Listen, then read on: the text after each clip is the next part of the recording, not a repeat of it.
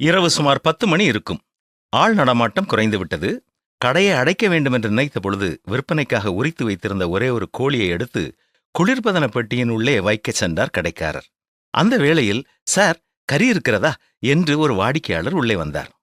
இருக்கிறது என்று அதை கொண்டு வந்து எடை போட்ட பொழுது அது 1.5 கிலோ தான் இருந்தது. இதைவிட அதிக எடையுள்ள ஒரு கோழியை எடுங்கள் என்றார் வந்தவர். கடைக்காரருக்கு என்ன செய்ய வேண்டும் என்று தெரியவில்லை. இந்த 1.5 கிலோ கோழியையே உள்ளே எடுத்து செல்வது போல எடுத்து சென்று மீண்டும் அதையே கொண்டு வந்து தராசில் வைத்து இப்பொழுது அது அதிக எடை காட்டும்படியாகச் செய்தார். சரி, இது இருக்கட்டும், நீங்கள் இதற்கு முன்பு காண்பித்தீர்களே, அதையும் எனக்கு தாருங்கள் என்று கேட்டார். கடைக்காரர் இப்பொழுது தர்ம சங்கடத்தில் மாட்டிக்கொண்டார். நம்முடைய வாழ்க்கையிலும் எந்த ஒரு சூழ்நிலையிலும் முதலாவதாகவே உண்மையை உண்மை என்று சொல்வதுதான் சாலச் சிறந்தது.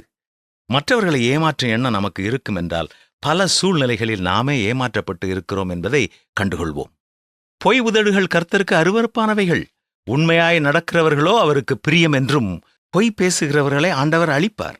சூது உள்ள மனுஷனையும் கர்த்தர் அருவருக்கிறார் என்று பரிசுத்த வேதம் நம்மை எச்சரிக்கிறது. உண்மையுள்ளவர்களாக நாம் இருப்போமா? உண்மையுள்ள மனுஷன் பரிபூர்ண ஆசீர்வாதங்களை பெறுவான்.